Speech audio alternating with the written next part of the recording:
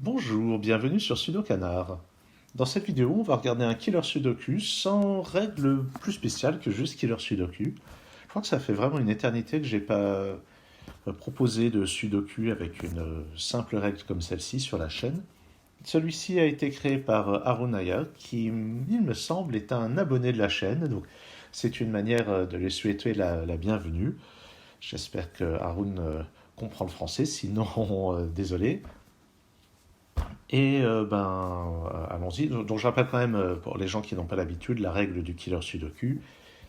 Au lieu de donner des chiffres tels quels, on donne juste des groupes de cases et on donne la somme des chiffres dans un tel groupe de cases. Ces 3 chiffres ont une somme égale à 7, ces 5 chiffres une somme égale à 23. Et on demande aussi que les chiffres soient tous distincts, ce qui fait par exemple que ces 2 chiffres doivent être différents. Et de temps en temps, on ne donne pas la somme, mais il y a quand même la contrainte que ces 2 chiffres soient différents. Il se peut aussi que ces régions aient juste été placées là pour faire joli, on va dire. Et on va voir. Alors pendant que je parlais, j'ai remarqué quelque chose pour débuter, parce que les sommes ne renseignent pas tellement, mais j'ai remarqué la croix centrale. Une chose importante à savoir dans un killer sudoku, c'est que la somme des chiffres de 1 à 9 vaut 45. Ah oui, en fait, j'ai oublié de dire, dans la description, normalement, je dois avoir mis un lien vers un endroit où vous pouvez résoudre la grille en ligne. Alors, je disais, la somme des chiffres de 1 à 9 vaut 45. Et si on regarde bien, ici on a 13, ici 14, ça fait 27. Donc là, il y a 18. Ça veut dire que ça plus ça fait 5. Je vais les appeler A et B. Vous voyez que A plus B, ça fait 5. Et je peux faire le même compte verticalement. Et en fait, je vais même pouvoir je vais même pouvoir trouver la valeur qu'on a ici. Puisque là, on a 19 plus 12, ça fait 31. Là-dedans, on a 14. A plus B, ça fait 5. Donc au centre, on a un 9. Et ça fait que horizontalement, donc 13 A plus 14, 27, 36. C plus D vaut 9. Et ça colle bien, hein. 9 plus 5 plus 9, ça fait bien 23. Voilà donc pour un début. A plus B, ça fait 5. Et on peut se demander où va le 8 dans cette colonne. Si j'essaye de mettre le 8 dans la cage 12, je dois compléter avec 2 chiffres dont la somme vaut 4, c'est-à-dire 1 et 3. Mais si je place 8, 1 et 3, je ne peux plus faire 5 avec A et B, parce que 5, ça utilise forcément le 1 ou le 3. Donc le 8 est là-dedans, le 8 est avec le 19, et on doit ajouter 2 autres chiffres dont la somme vaut 11, il reste 2 possibilités, il reste 4 plus 7, 5 plus 6, donc là il reste une ambiguïté.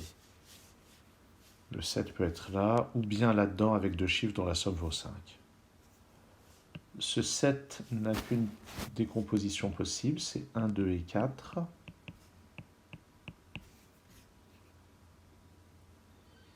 Et puis autre chose, mais pour le moment, ça ne saute pas aux yeux. Par contre, on peut regarder ce 11 dans cette colonne. Là, on a 2 chiffres dont la somme vaut maximum 6. Donc on arrive à maximum 17 pour ces 5 chiffres. Ah, et je vais remarquer que ça ne peut pas être à la fois 1 et 2 ici. Parce que si je fais 1 et 2, il me reste au minimum 3 plus 4 plus 5, ce qui fait 12. Donc je n'arriverai pas à avoir une somme égale à 11. Donc il y a forcément le 4 parmi ces 2 cases. Je peux effacer 4 de celle-ci. Donc c'est forcément 4, 1 ou bien 2 et 4. Et regardons dans les 2 situations ce qu'on peut mettre pour faire le 11. Si je suppose que j'ai 4 et 1, pour faire 11, la seule possibilité, ça va être 2, 3, 6. Si j'essaye 5 et 1, pour faire 11, 3, 4, 6, ça fait trop, j'ai besoin du 2. Et je dois faire 9 de plus. Ah ben ça va être 3 et 6 aussi. Mais j'ai dit n'importe quoi, 5 et 1, ça c'est pas possible, c'est 2 et 4, pardon. Si je mets 4 et 2, donc 3, 5, 6 c'est trop, il me faut forcément le 1, plus 10, ça ne peut être fait qu'avec 3 et 7. Donc les chiffres qui sont là, ou bien on a 1 et 4 ici, 2, 3, 6 là, ou bien on a 2 et 4 ici, 1, 3, 7 là. Le 9 n'étant pas là-dedans, il va être ici ou là, ce qui ne me donne pas beaucoup de renseignements quand même.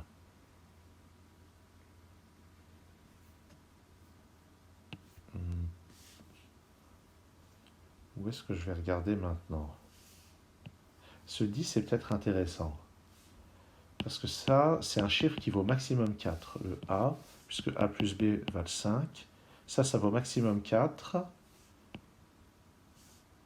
Là, on a des chiffres qui sont assez petits aussi. J'ai l'impression que là, on a 6 chiffres qui sont tous forcément petits.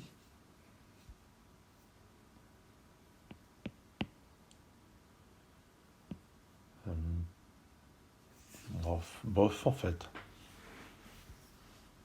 J'ai la même chose ici, avec ce 10.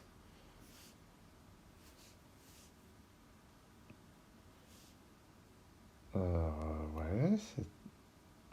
Bon, dans le 10, quand je dis que les chiffres sont petits, peut-être pas tant que ça, en fait. Mais quand même, le A vaut maximum 4. Ces deux chiffres, ça fait un maximum de 8. Donc sur ces 6 chiffres, j'ai un maximum de 22. Et c'est intéressant parce que le minimum pour ces chiffres, c'est 21. Donc j'ai un seul degré de liberté sur ces 6 chiffres. Ce qui veut dire que là, le maximum de 4 est presque forcément atteint. Ça sera forcément 3 ou 4. Ce qui fait que le B ici vaut forcément 2 ou 1. Et là, je vais avoir la même chose. Ça a un maximum de 10. Ici 10. Et ici un maximum de 2. Donc on arrive à un maximum de 22. Donc un seul degré de liberté là aussi. Et si l'un des deux est maximum, l'autre est minimum.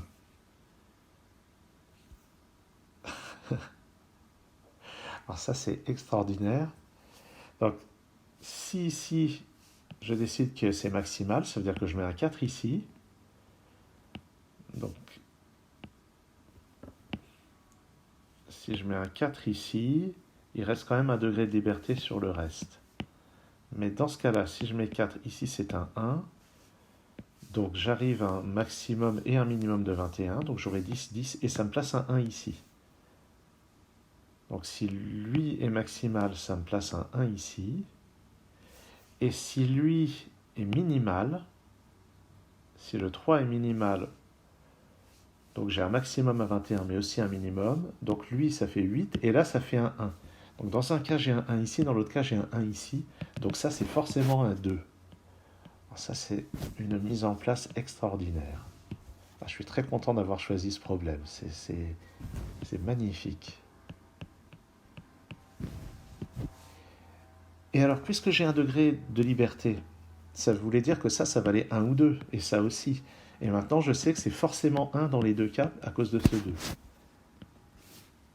Magnifique, je le redis. Très belle logique.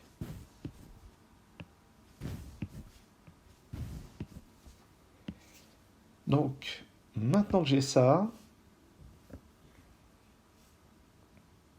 est-ce que ça marche? Parce que là, j'ai 8, ici 10. Ah bah oui, ça n'a aucune influence sur ce qu'il y a là. 18. Et de même, ici j'ai 10, ici j'ai 10. Oui, donc ça laisse la liberté pour ça. Même si... il faut quand même se demander quelles sont les possibilités.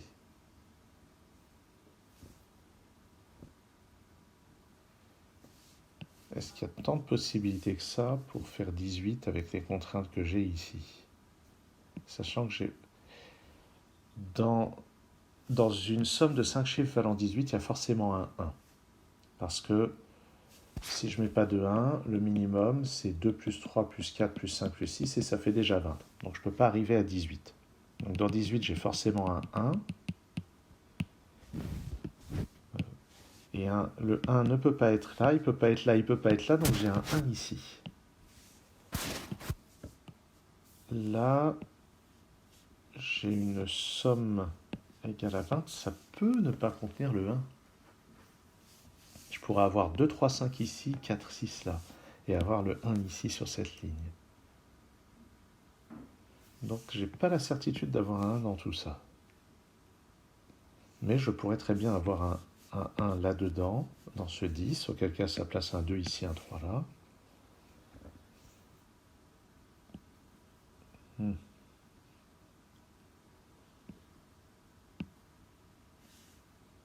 Faudrait que je vois quand même comment j'arrive à faire ça.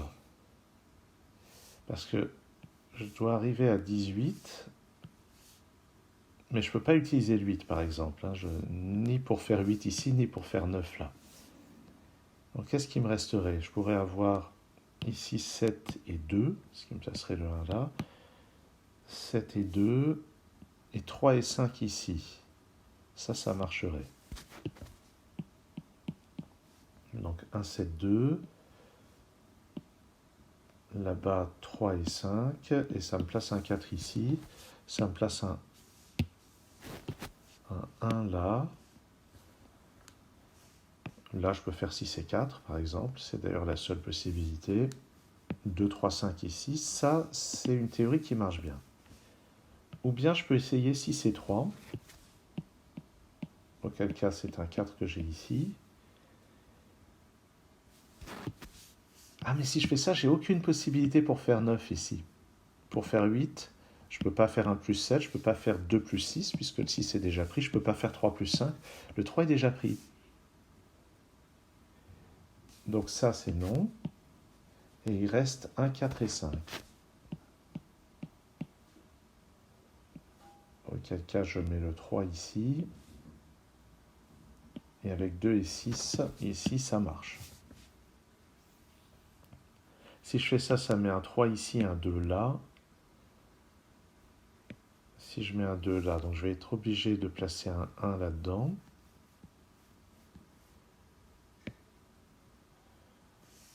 Et ouais, je pourrais toujours avoir... Donc 1, 4, 5, c'est forcément le 4 ici. Je vais écrire les deux scénarios. J'ai le scénario à gauche avec 4, 5 et le 3. Auquel cas j'ai 2 et 6 comme ceci. Et l'autre scénario, où j'ai 7 ici, 2 là,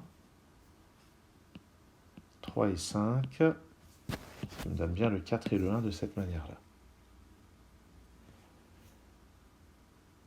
Dans le deuxième scénario, ou celui qui est à gauche avec 4 et 5, je ne peux pas utiliser le 4 là-dedans.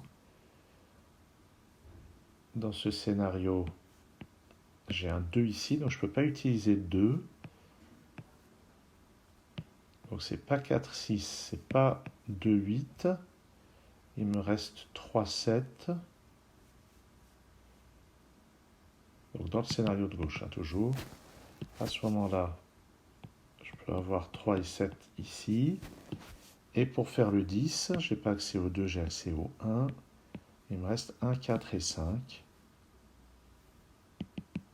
Et en fait, ça marche. Donc, je n'ai pas de contradiction à ce stade. Donc, a priori, ça marche. Je peux me demander ce qui se passe pour C et D dans les deux situations. C plus D, ça fait 9. Dans la situation de gauche, en n'ayant ni 2, ni 3, ni 5, ça va forcément être 1 et 8. Donc, dans cette situation, j'ai le 1 à gauche, 8 à droite. Dans la situation de droite, 2, 4 et 1, c'est forcément 3 et 6 qui sont là. On voit que ce n'est pas exactement les mêmes chiffres. Donc dans le scénario de gauche, le 1 n'est pas là. Donc dans cette ligne, le 1 est dans le 10, le 1 est forcément là. Et avec 3, 7 et 2, c'est forcément 4 et 5 ici. Dans le scénario de gauche, j'ai un 4 ici, un 5. Là, c'est fou comme tout peut continuer à fonctionner. Pas de 9 ici, on est bien d'accord. Et à ce moment-là, dans le scénario de gauche, il me reste à mettre dans le bloc un 7 et un 6. Et c'est forcément le 7 ici, le 6 là. Et ça marche, hein, je peux mettre 2 et 3 ici pour compléter à 11. Et là-dedans, je peux mettre 2 et 3 pour compléter à 12. Donc le scénario de gauche a l'air de très bien fonctionner. Je vais m'attarder un peu sur le scénario de droite. Donc si je mets 2, 4, 1, 3 et 6 ici. Là-dedans, ça doit être 2, 3 et 5. Donc c'est forcément un 5 ici. Ah, et voilà, c'est ça, c'est là que ça ne marche pas. Il me faudrait un 3 là-dedans, alors que c'est disponible ici. Bon, si ça se trouve, il y a moyen de lever l'ambiguïté d'une autre manière en regardant ailleurs dans la grille. Je suis en train de vraiment me compliquer la vie. Mais en tout cas, là, en creusant bien les deux scénarios, je vois que le scénario de droite n'est pas possible. Je n'arrive pas à remplir le 10 dans ce scénario de droite à cause de la position du 3. Donc je peux effacer tout le scénario qui a été placé sur la droite et mettre de manière plus engagée ces chiffres.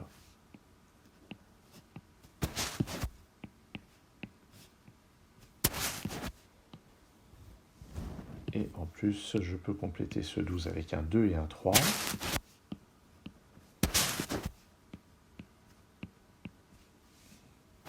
Et je vais placer véritablement ce 6 avec un 2 et un 3 aussi. Et puis 3 et 7 ici. Par ailleurs, je peux compléter avec 8 et 9 dans chacune des deux lignes. Et c'est vraiment à ça que va servir cette cage. Il va y avoir un moment où on va utiliser que ce chiffre est différent de celui-là, pour lever l'ambiguïté sur ces deux paires 8 et 9. Là-dedans, je dois avoir 2, 5 et 6. Ça se résoudra en temps utile. Regardons ici. Je sais que j'ai un 8. Ou bien regardons ici plutôt. Ça et ça, c'est un 7 et un 9.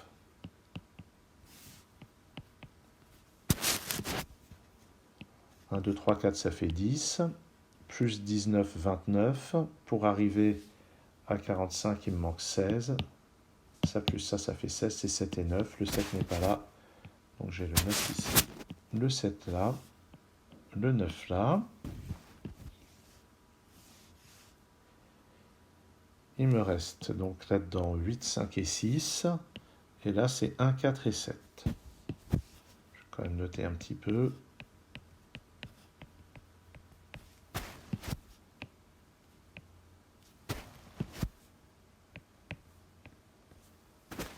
Il me reste donc 8, 6 et 5. Donc c'est forcément 5 et 6 là-dedans. Parce qu'un 8, ça ferait trop. Et je complète avec 2, ce qui me permet de lever des ambiguïtés sur les paires. Comme ceci.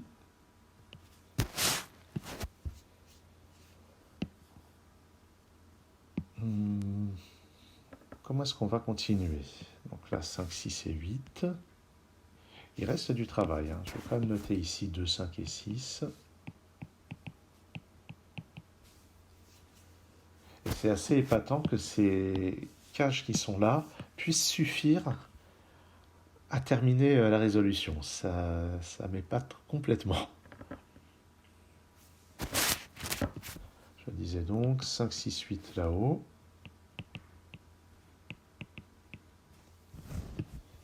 Et ici, 3, 4 et 7.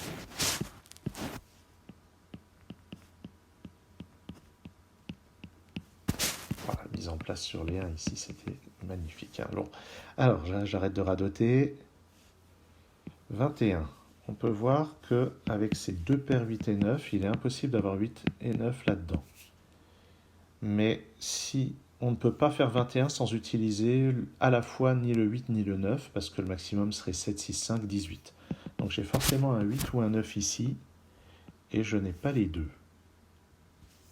Je peux faire de la place ici.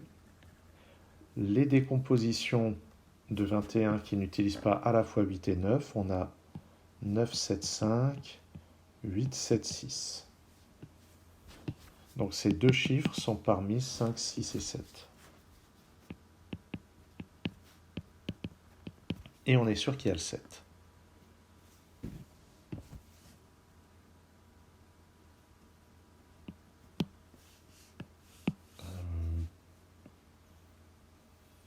Qu'est-ce que j'ai d'autre? Ce 12 peut-être.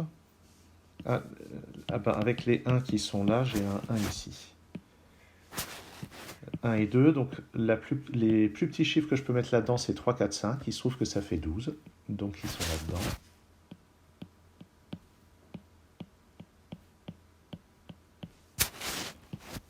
Il me reste donc à mettre 6, 7, 8, 9. Le 8 et le 9 ici m'indiquent que j'ai 6 ou 7 ici. 6 ou 8 ici, à cause du 7 et du 9. Et là, j'en sais rien.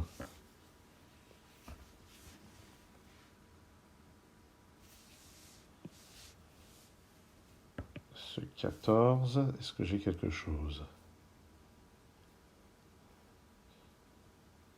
Ben, rien de bien évident. Avec 8 et 9. Donc j'ai 8 et 9 qui sont à répartir dans ces 3 cases.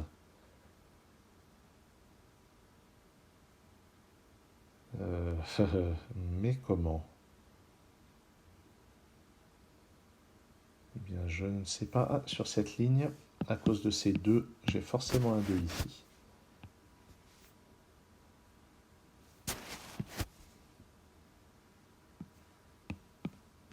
À cause des 1, j'ai forcément un 1 là. À cause de ce 3, j'ai forcément un 3 dans l'une de ces deux cases. Donc je peux effacer celui-ci. Donc j'ai un 3 là-dedans.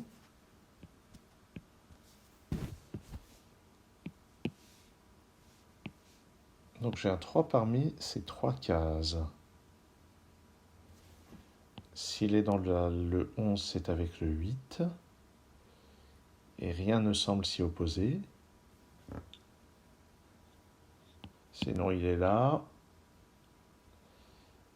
Et je ne vois pas bien quoi en déduire sur cette cage avec le 11.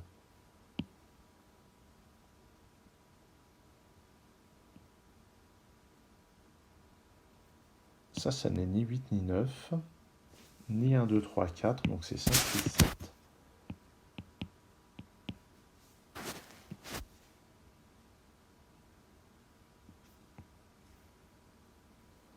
Le 9 n'est pas là. D'après ça, il n'est pas là-dedans non plus. Il ne peut pas être dans la cage du 11 parce qu'il devrait être accompagné d'un 2. Donc j'ai le 9 ici ou là.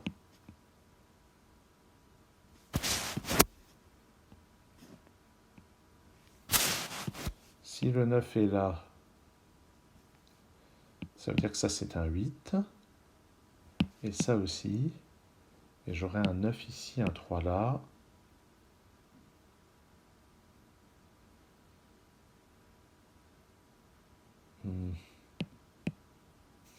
Ouais, ça donne pas grand-chose de vraiment exploitable.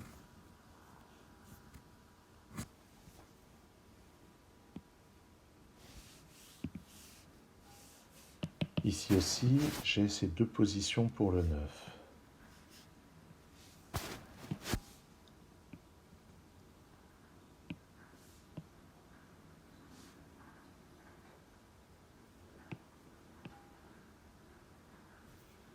Bon.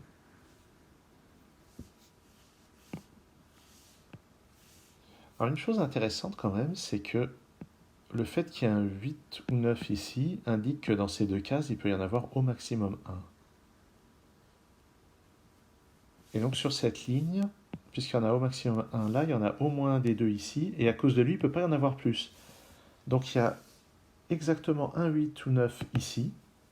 À cause de ça, il ne peut pas y en avoir là. Donc il y en a forcément un là. Et l'autre là, puisqu'il ne peut pas être ici. Ce qui veut dire que je n'ai pas de 8 ou 9 là-dedans. Donc dans cette colonne, ils sont tous les deux là-haut. Ça aussi, c'est superbe comme logique. Donc j'ai un 6 ici, ça c'est 5. Ça c'est un 7. Ça, c'en est pas un.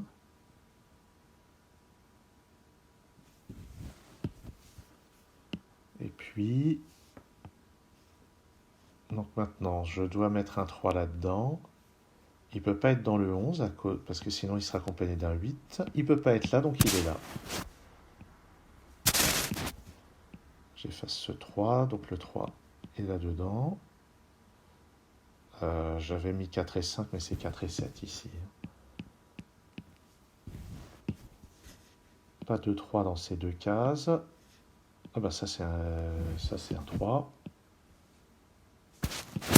En bas, ça me résout le 3 et le 7. Tiens, j'ai pas de 6 là-dedans. Ça se précise. Ces deux cases, ce 9 ici indique que j'ai le 9 à cet endroit. Ça c'est un 8. Ça me donne donc le 6 ici, le 8 là. Je complète ma première ligne avec un 4 ici. J'ai un 7 ici, ça colle. 5 ou 6 là. Alors on voit que donc cette cage a vraiment servi. Mais c'est pas ça qui va lever l'ambiguïté sur ces 8 et 9. Par contre, ah ben c'est là en fait, c'est ce 9 ici qui me donne un 8 là, un 9 ici, un 8 là, c'est donc avec 6 et 7. J'ai un 9 ici, 8, 9 et 8. Donc tout ça c'est résolu. Si on regarde les 9, j'en ai un forcément ici, 7 à cet endroit.